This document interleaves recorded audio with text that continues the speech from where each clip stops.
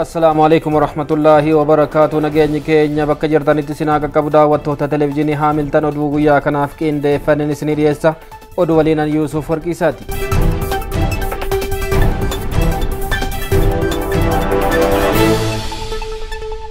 ودو كينيا غويا راسون جل كبين رمتوتا ودو ويا كنا سنيريسا. Presidenti Manamare di Mota Islam Umma Ethiopia hooggantoota waldaa Quraanaa Abdallah ibn Ummi Maktum waliin mari'achuu isaanii.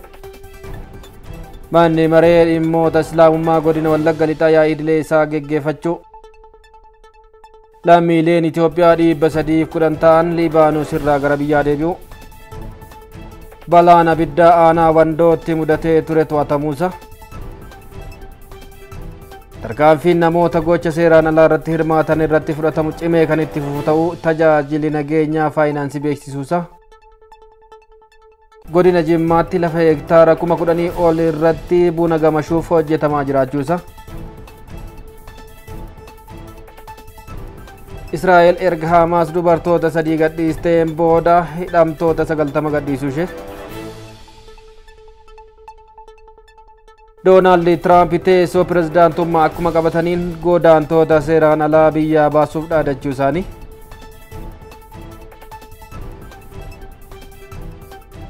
TikTokiin Ameerikaatti uggura guyyaa tokko booda hojii eegaluusa. Naayijeeriyaatti taankariin boba'aa dho'ee namoota 77 galaafachuusa. Kanneenii fi kanneen biroo oduuwwan guyyaa kanaaf qindeeffannee gara oduu bal'inaan qindeeffanneettan ce'a.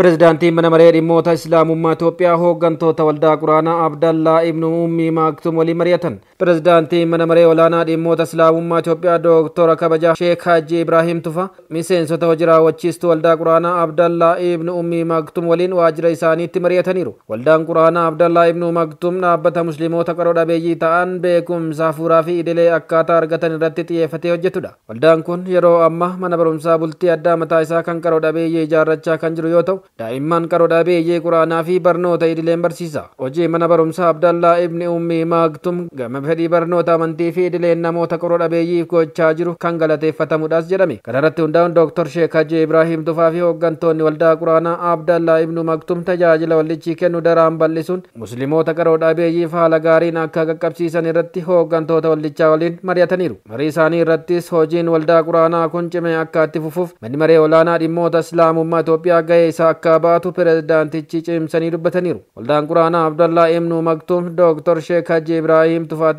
quraana beeree illeen barreeffame kennaniiru. Odeeffannoo fuula miidiyaa hawaasaa mana maree dhimmoota Islaamummaa Itoophiyaa irraa arganne.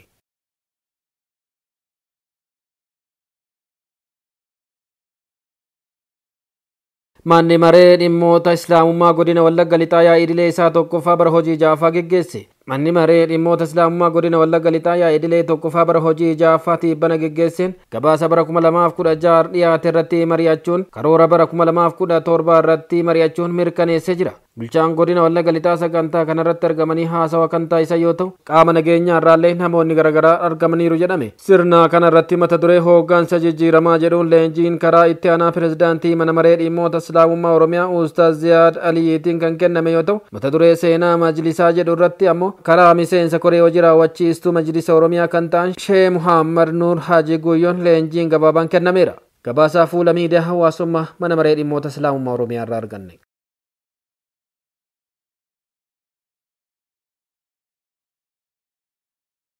Lammiileen Itoophiyaa 310 ta'an Libaanoos irraa gara biyyaatti deebi'uun dhagahame. Lammiileen Itoophiyaa Libaanoositti haala rakkisaa keessa turan 310 gara biyya isaaniitti deebi'aniiru. Lammiileen kunneen wiixata darbeerraa eegalee karaa biyyaatti kan deebi'an yoo ta'u, deebitoota keessaa 301 dubartoota yoo ta'an 9 ammoo daa'imman ta'uu ragaa ministeera dhimma dubartootaa fi hawaasummaa irraa argame ni mul'isa. Gama biraatiin lammiileen Itoophiyaa 99 Saudi Arabiyaa irraa gara biyyaatti deebifamuun ibsameera. Deebitoota kanneen keessaa 83 dubartoota 3 dhiirotaa fi 13 ammoo daa'imman reef dhalatan ta'uun eerameera. Lammiileen kunneen wayitaa buufata xiyyaaraa idil addunyaa Boolee ga'an deeggarsaa fi kunuunsa barbaachisaa taasisuufin hojiin maatii waliin wal quunnamsiisu hojjetamuun ibsameera. Eebila 2016 irraa eegalee hojii lammiilee gara biyyaatti deebisuu hojjetamaa jiruun lammiileen 89,898 gara biyyaatti deebi'uun ibsameera.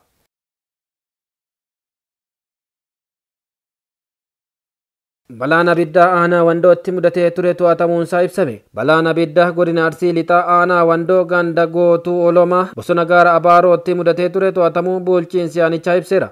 Balichi amajjii 10 bara 2017 naannoo sa'aatii 10tti mudachuun qilleensaan gara bosonaatti babal'achuu bulchaan itti aanaa aanichaa obbo Shaambal Tunaa himaniiru. Yeroo ammaa abiddichi guutummaatti dhaamus ibsaniiru. Balichi lafa hektaara 40 irraan miidhaa kan qaqqabsiise yoo ta'u, balicha to'achuuf hojjettoonni yuunivarsiitii Hawaasaa kolleejjii Wandoo Gannat, hawaasni naannichaa fi bulchiinsi magaalaa Shaashamannee deeggarsa taasisuun ibsameera.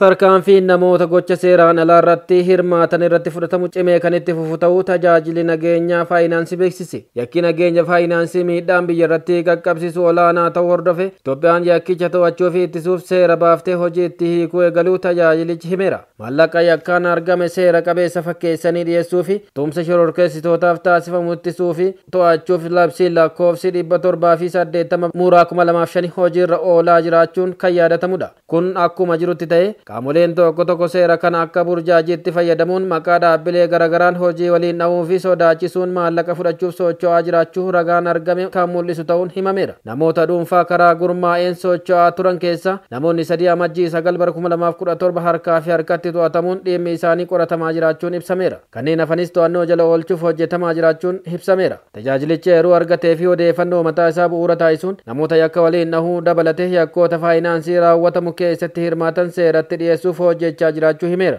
Hawaasni gocha maallaqa yakkaan argame seera qabeessa fakkeessuun dhiyeessuuf yakka waliin dhahuu raawwatamu wayita argan lakkoofsa bilbilaa 9796 irratti bilbiluun eeruu akka kennan tajaajilichi waamicha dhiyeesseera.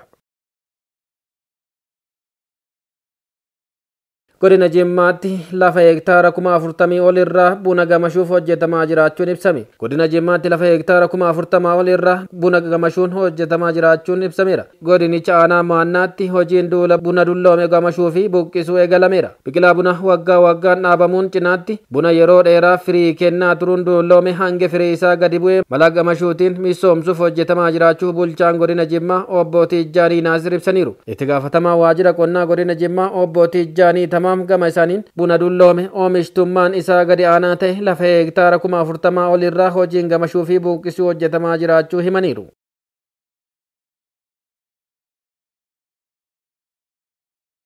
Oduun hordofaa jirtan televezyiinii Haamiltan irraa kan isiniif dhiyaachaa jirudha. Gara odeeffannoo biyya alaatii arganneettan ji'a. Israa'el erga Hamaas dubartoota 3 gadhiisteen booda hidhamtoota 90 gadhiisuun dhagahame. Marsaa jalqabaa waliigaltee dhukaasa dhaabuu Israa'elii fi Hamaas jidduutti taasifameen namoonni Hamaasiin butamanii Gaazaa geeffamanii fi hidhamtoonni Faalisteen Israa'el harkaa turan hiikamuun eegalaniiru. Erga dhukaasa dhaabuun hojiirra oolfamee kaasee lammiileen Faalisteen bakka qe'ee isaanii irraa buqqaanitti deebi'aa jiru. Garuu gamooleen mana isaanii jijjiganii dacheetti dabalamaniiru. Haati ijoollee 3 wayita oduu Ajaans Firaans Pireesitti dubbattetti gammachuun koo daangaa hin qabu. Dhumarratti mana keenyatti deebineerra. Manni hafeen jiru barbadaa'eera. Garuu ammas mana keenya jechuun bakka manni isaanii irraa barbadaa'e yoo ta'an mul'ateera. Baatiin mana ishee lafatti kan dabalame yoo ta'u hammi badiisa kana kan yaadamnedha kan jette haattuun itti dabaluudhaan akka magaalaa Ekeraa yookiin magaalaa Onaatti gamoowwanii fi mallattooleen lafaa guutummaatti badaniiru jetteetti. Qaama namoota bosbosan jijjigaa manneenii fi bakka hundatti badiitu mul'ata. Naannichi guutuutti haxaameera. Waliigalteen dhukaasa dhaabuu erga labsameen booda ministeerri fayyaa Gaazaa lammiileen Faalisteen gara iddoo isaaniitti deebi'an reeffa irraa akka fagaatanii fi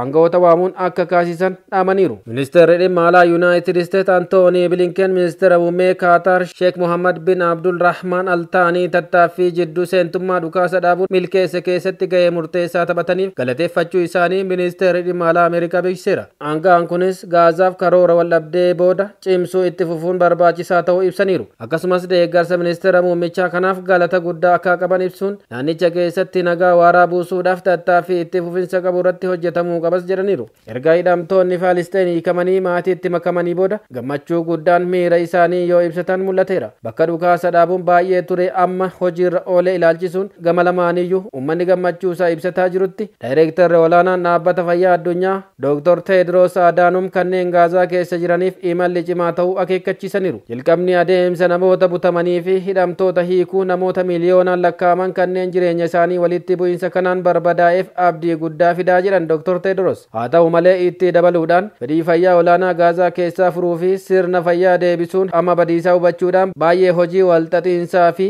danqaawwaniin kan guutamedha jedhan. Hidhamtoonni kunneenis West Bankiin to'atamtu keessa mana hidhaa Ofree bakka maatiiwwan muraasni ala dhaabbatanii eegaa jiranitti gadhiifamaniiru. Amajjii 19 bara 2025 hospitaala Tel Aviv alatti uummanni gammachuu ibsatee jira. Dubartoonni sadan jalqaba Hamaasiin gadhiifaman akkuma gara Israa'elitti deebifamaniin helikoophteraan gara hospitaala Tel Aviv keessatti argamutti geeffamaniiru. Gabaasni kan BBC'ti.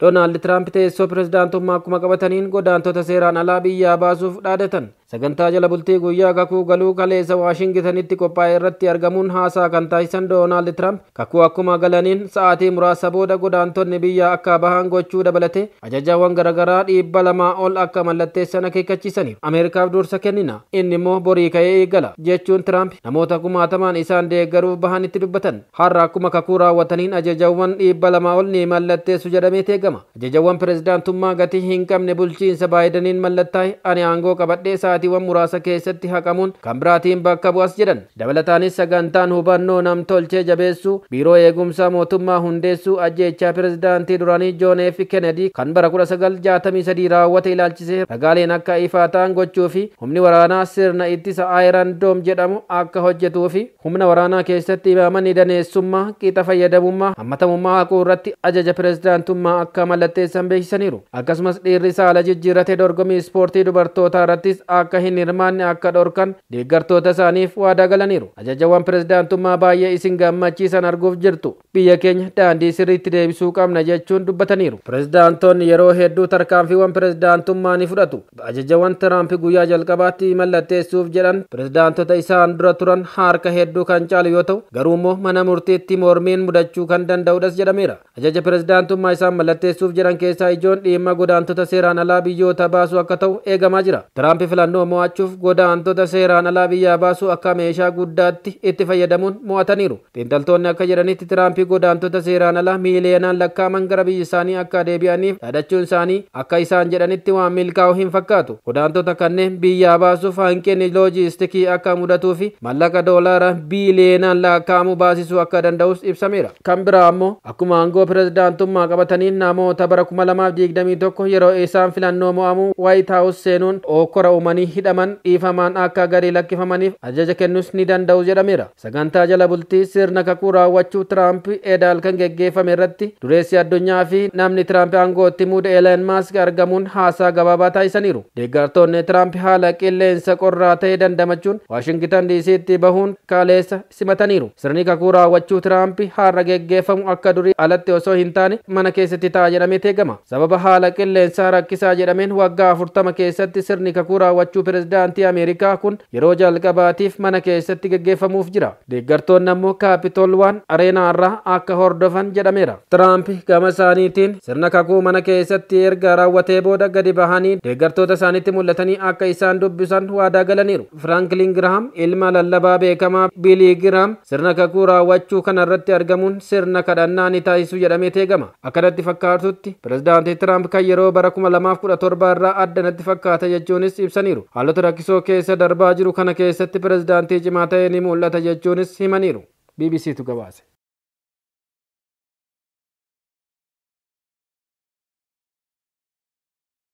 TikTokiin Ameerikaatti uggura guyyaa tokko booda hojii eegaluu isaa beeksise. TikTok fayyadamtoota isaa miiliyoona 170 ol ta'aniif tajaajila deebisee kennuu eegaluu isaa beeksiseera. Dhaabbatichi hojii isaa kan eegale erga pirezidaantiin Ameerikaa haaraan filaman Doonaald Tiraamp wiixata kana kakuu raawwatanii yeroo aangoo of harkaan gahan yeroo dabalataa TikTokiif akka kennan erga beeksisanii boodadha. Aappiin Chaayinaa kun dilbata galgala Ameerikaatti guutummaan hojii dhaabee ture. Kunis utuu yeroon ifatti cufamuu isaa hin ga'initti ture. Kanaan dura yaada TikTok cufuu kan deeggaran Doonaald Tiraamp dilbata darbe akka jedhanitti seerri aappii kana dhorkuu dheerachuu qabaa jedhaniiru. Kana hordofuun TikTok tajaajila isaa deebisuun hojii jalqabuusaa beeksiseera. Aappichi yeroo hojii eegalu fayyadamtoonni yeroo banan ergaa mul'atu keessatti maqaa Tiraamp kaasuun galateeffateera. Ibsa dhaabbatichi baaseen pirezidaanticha galateeffachuun Tiraamp waliin ta'uun TikTok Ameerikaa keessatti hojii isaa akka itti fufu gochuuf furmaata dhaabbataa akka barbaadu ibseera. Hojii geggeessaan TikTok Shiichiyuu kakuu raawwannaa Tiraamp kana irratti ni argamu jedhamee eegama. Doonaald Tiraamp miidiyaa hawaasummaa isaanii Truth irratti guyyaan cufamuu TikTok murtaa'e hojiirra ooluu isaan dursa akka dheeratuuf ajaja nan kenna jechuun barreessaniiru. Yeroo kana nageenya biyya keenyaa eeguuf waliigaltee irra gahuu dandeenyas jedhan. Dhaabbanni abbaa TikTok ByteDance yaada aappii kana dhaabbata Ameerikaa TikTok itti gurguruu cimsee mormee ture. Jimaata darbe manneen murtee olaanaa United States oliyyannoo kana kuffisee seera kana raggaasisuuf murteessuun isaan yaadatama. Tiraamp kana haqee yeroo hojiirra oolmaa labsichaa dheeressuuf aangoo qabamoo hin qabu kan jedhu ifa miti. Garuu pirezidaantichi ajaja kana dabarsinaan TikTok hin cufamu jedhamee eegama. Waggoota muraasa dura TikTok dhorkamuu qaba jechuun ejjennoo cimaa kan qaban Tiraamp yeroo duula filannoo isaaniitti namoonni miiliyoonaan lakkaa'aman viidiyoo isaanii TikTok irratti erga ilaalanii booda ejjennoon isaanii laaffachuu agarsiisaniiru. Bulchiinsi pirezidaantii aangoo gadhiisaa jiru Joo Baayiden bulchiinsa Tiraamp dhufu jalatti seera kana hojiirra oolchuu irraa haquuf akka barbaadu beeksisee ture. Torri miidiyaa hawaasaa viidiyoo gaggabaaboon irratti qoodamu TikTok keessumaa dargaggoota Ameerikaa biratti jaallatamaadha. Namoonni siyaasaa Ameerikaa dargaggoota hawwachuuf itti fayyadamaa jiru. TikTok mana murtii olaanaatti ugguramuun isaa bilisummaa dubbii irratti balaa guddaa akka ta'e falmus garuu hin milkoofne ture. Miseensonni Koongireesii Ameerikaa Ripubilikaanotaa fi Dimokiraatota TikTok kan mootummaa Chaayinaa ta'e paartii Kooministii Chaayinaatiif odeeffannoo ni kenna yookiin basaasaa jira jechuun seera kana raggaasisaniiru.